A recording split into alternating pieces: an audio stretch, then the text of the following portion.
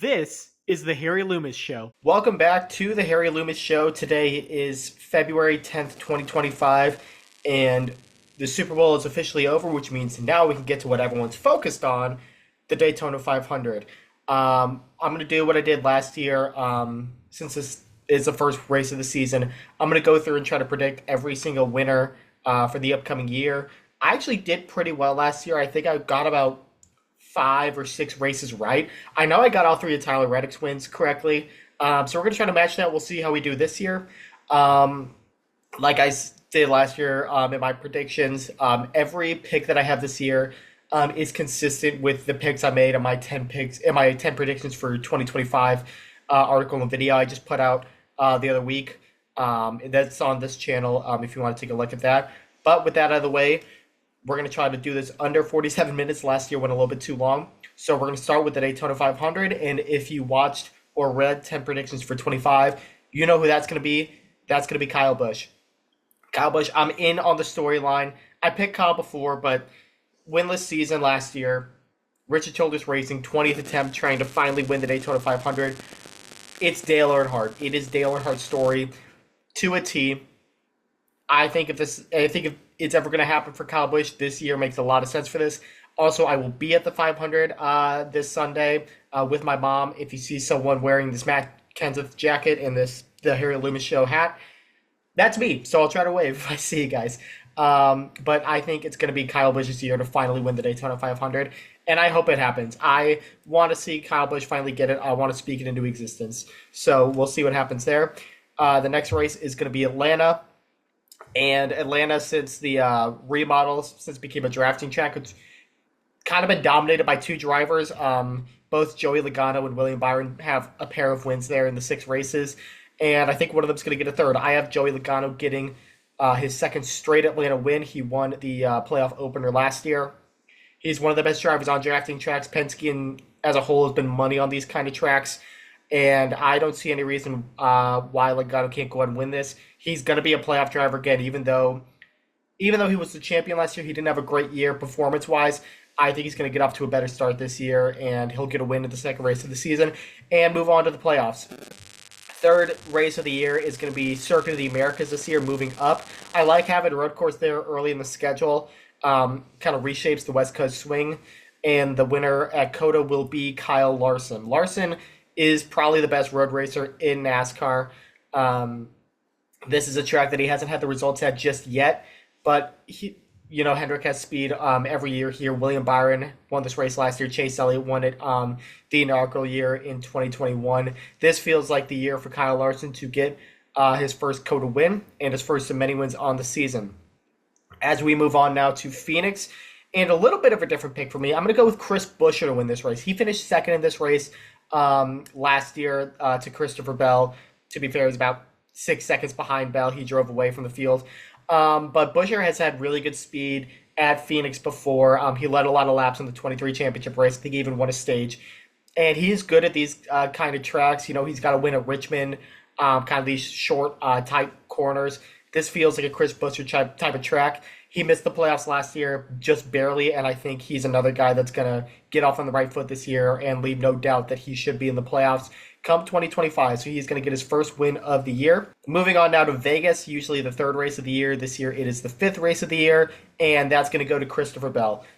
Bell dominated the playoff race at Vegas last year. Second place finish in that race.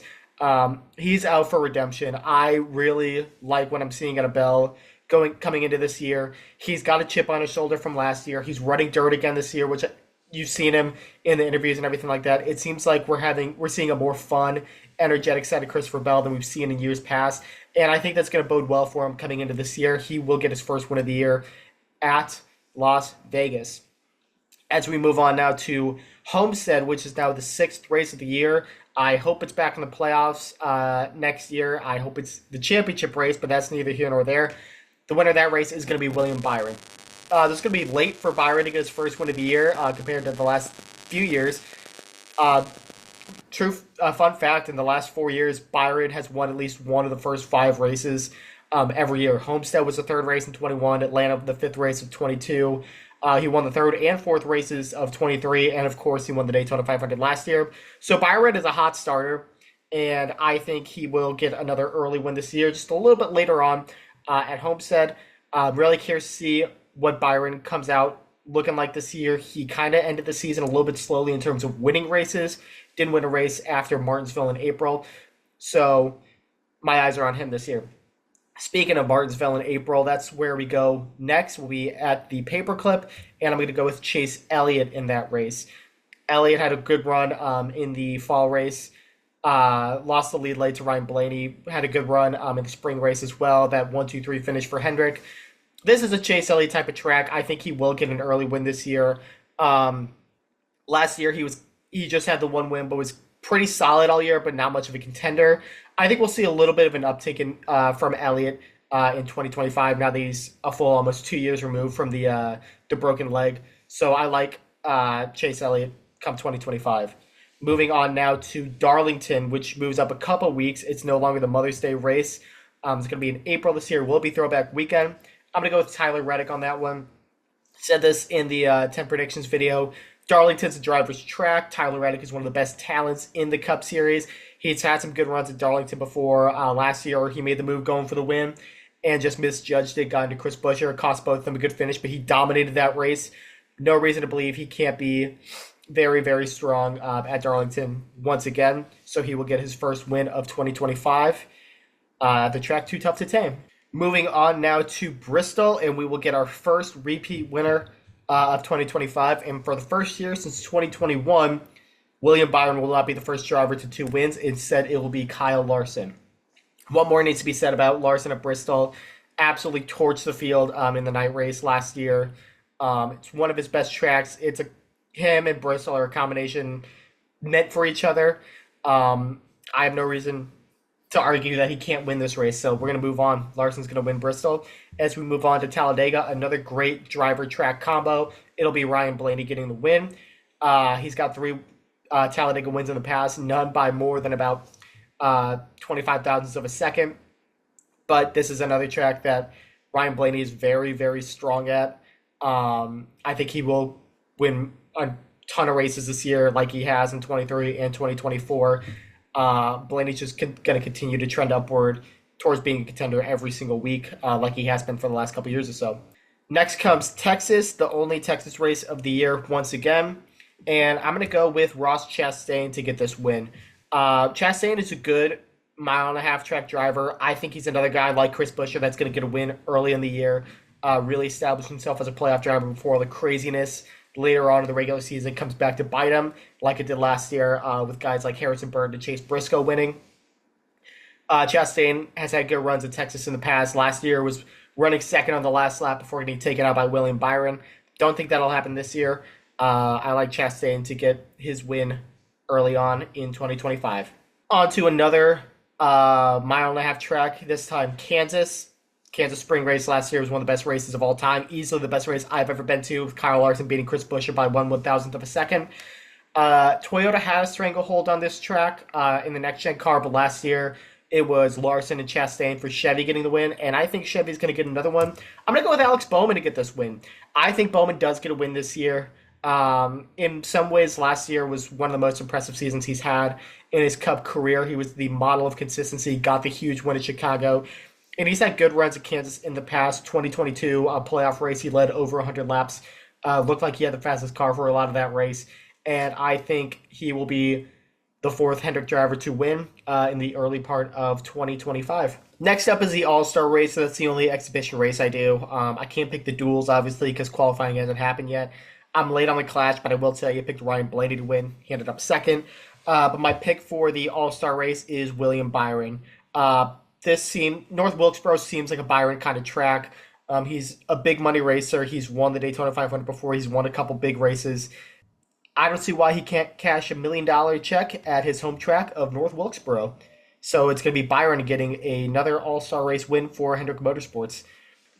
Next up is going to be the Coke 600, and if you read my 10 predictions article or watched the video, you know who this pick is going to be as well.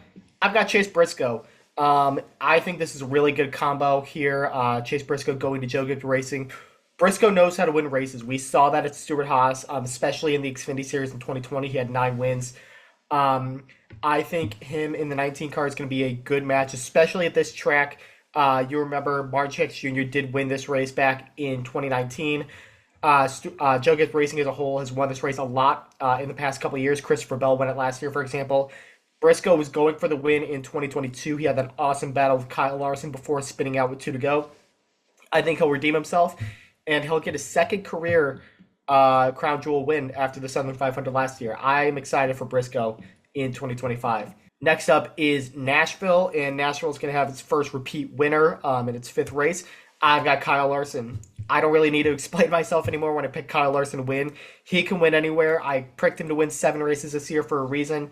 Hendrick has had really good speed here in the first 4 races.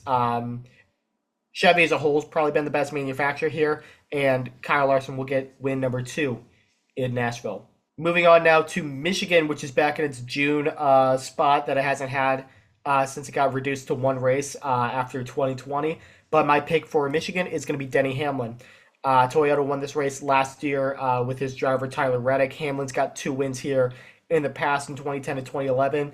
I'm not high on Denny Hamlin this year. I've made that clear. I don't think he's going to be a championship contender per se, but he's too good not to at least win a race, and it will come in Michigan. Moving on now to Mexico City, the only inaugural race in the season for the Cup Series, at least inaugural points-paying race, and the first winner in Mexico will be Kyle Larson.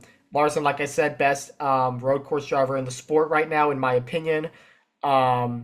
He's won inaugural races in the past. He won the first race at Nashville just a couple of years ago, and this seems like a Larson type of track. It's going to be really interesting to see how this race plays out.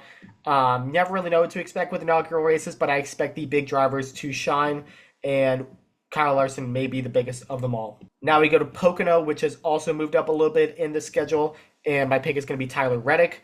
Toyota in general has been fast at these type of tracks. Reddick is a guy that can really get it done anywhere you can think of. He won Homestead, he won Talladega, he's won Circuit of the Americas, he's won the Indy Road Course, Road America, Kansas, you name it.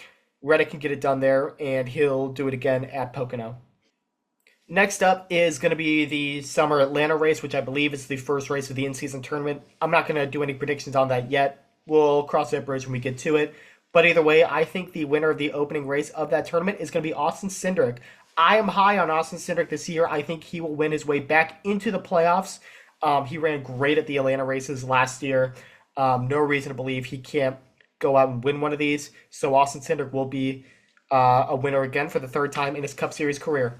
And now we get to Sonoma, a track that Hendrick has run very well at in the past couple years. And it's going to happen once again with Chase Elliott finally getting a Sonoma win. It's kind of weird that Elliott, as good as he has run on road courses in his career, hasn't gotten a win at Sonoma yet, but I think this is going to be the year to do it. Usually this is Kyle Larson track. This year, it'll go to the 9 car. And now we get to Dover, another prediction that I showed in my early season, or my 10 predictions article. Ty Gibbs' first career win will come at the Monster Mile. And I talked about this a little bit, kind of around race 18 through 26-ish part of the season for third-year drivers is really a good time to predict them to win. Kyle Larson fit that timeline. Tyler Reddick did. Chase Elliott did. William Byron did. Guys that turned into future superstars have won around that point in their career. So for Ty Gibbs fans out there, I'm looking at around Pocono, Atlanta, Sonoma, Dover, Indy, Iowa, Watkins Glen, Richmond, Daytona, somewhere in that range. I fully expect Ty Gibbs to get his first career win, and I will say that Dover is the place to do it. As we move on now to the Brickyard 400 at Indianapolis, another one I alluded to, it's going to be redemption for Ryan Blaney. He just about won this race last year, a really poor time to restart with Brad Keselowski running out of fuel coming to the green. Arguably cost him a chance at kissing the bricks, but Penske is money here, both in open wheel and stock car racing. So I like Ryan Blaney to kiss the bricks come 2025. As we move on now to Iowa, which is a little bit later in the schedule this year. Iowa put on a really good show last year for its first Cup race, And I think it'll have another good one again with Christopher Bell taking the win. He's had some really impressive wins at Iowa in the Xfinity Series before. He had some good speed here. A poorly timed caution kind of hurt him last year, but he was really fast at the end of that race. I like Bell here at Iowa.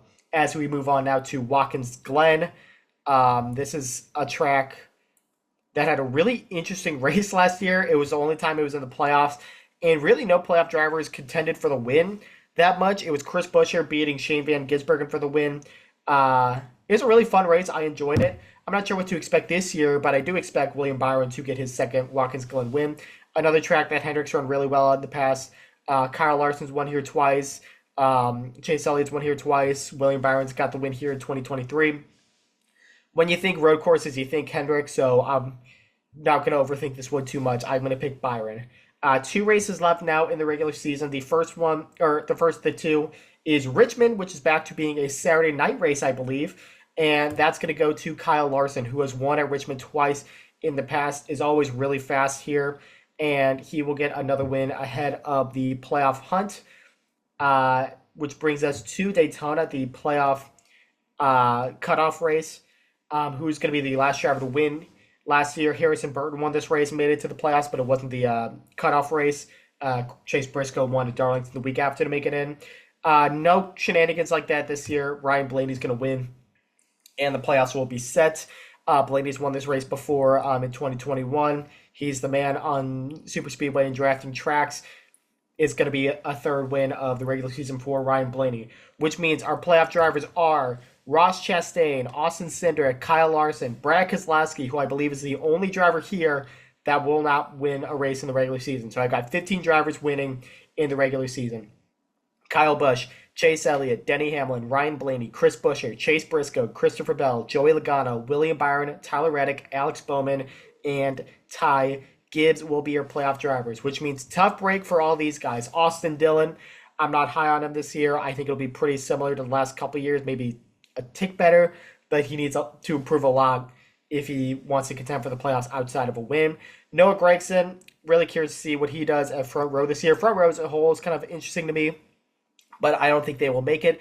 Justin Haley, Spire, another team that's on the rise this year. They could surprise me, prove me wrong, win a super speedway race, but I'm not going to pick them. Ty Dillon and AJ Allmendinger, I'm not high on calling at all this year. Josh Berry at the Wood Brothers will be intriguing. We'll see how much better or worse he'll do than in the 4-car last year where he really fell off at the end of the year. Bubba Wallace, I had a hard time taking out, but seeing with my predictions for this year, I couldn't justify putting him in over anybody else. I think he will need to win to make the playoffs, and he hasn't won a race in 2 years. I hope he proves me wrong. Todd Gilliland and Zane Smith, I'll knock them out at the same time with front row. Intriguing, both of them. I like Gilliland kind of moving to the top dog role with the 34 car. I think he's going to impress people, but I don't think he will win a race. Same with Zane Smith. I'm glad he's still got a cup right. He started out last year so badly, but I think this is a good landing spot for him. Riley Herbst, I think, will hold his own, but he will not win a race and therefore will not be in the playoffs. Cole Custer, don't know what to expect out of Haas this year. Now that they're a single car team, he's going to get more focus, but is the team going to continue to drop off? Will be interesting to see. John Hunter Nemechek and Eric Jones, they need to improve. That team needs to get a lot better fast. I think they're both tremendously talented drivers, and I don't think the team is giving them enough to work with.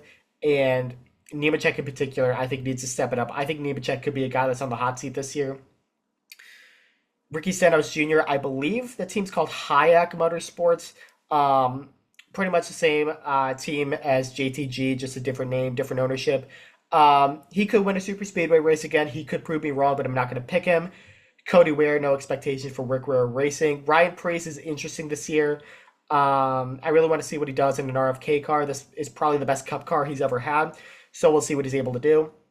Michael McDowell and Carson Hocevar, Inspire. I'm intrigued by them. Hocevar I like a lot. McDowell, we'll see if moving to Spire is a net gain, net loss, or net neutral for him.